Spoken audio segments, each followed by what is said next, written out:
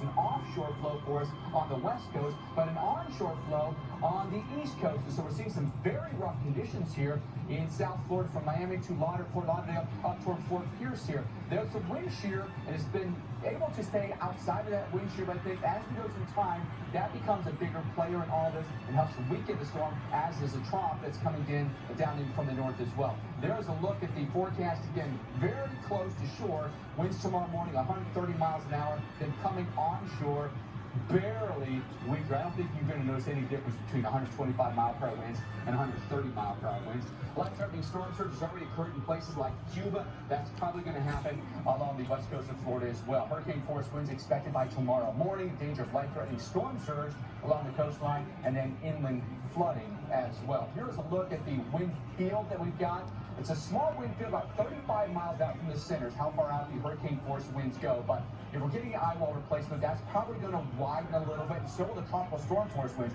They extend out about 140 miles from the center. So we're going to see those winds as early as tonight from, say, near St. Pete all the way down through the Keys. We're already seeing those gusts of tropical storm force in the Keys already. This area highlighted in red, that is the core of thunderstorm force winds, so 58 plus mile per hour, and then the purple, the hurricane force winds. Those hurricane winds coming on shore probably around late afternoon, early evening tomorrow. Here you see potential hurricane making landfall sometime around 8 o'clock tomorrow evening, give or take. And we'll still have hurricane force winds riding up along potentially I-4 between Tampa and Orlando tomorrow night. When's the arrival time of those tropical storm force winds? We believe that they're going to be there along the peninsula of Florida probably by tomorrow morning. That'd be, this line right here would represent 8 a.m. and then increasing northbound from there. So by Thursday early morning, you're going to feel those in Orlando, Daytona, probably midday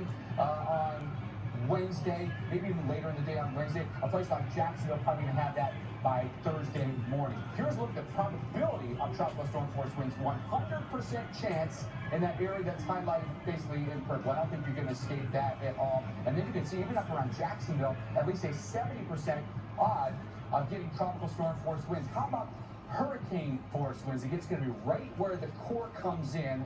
Right now, we've got a pretty small wind field for hurricane winds, but that's likely to expand right here, say between Sarasota and Fort Myers. 70 to 80% odds that you get hurricane force winds that come in with Ian. As I was alluding to, we've got an onshore wind here, an offshore wind here. You could make the argument that the beach conditions on the Atlantic side are worse than the Gulf side right now. Here's a look at the wind gust forecast, and look at that storm coming, ripping in here between Tampa and Fort Myers. There's the potential landfall again sometime tomorrow evening, and the winds will be howling, especially around that core, but anticipate some power outages with a big wind event coming in and then maximizing the storm surge on the south side of that system.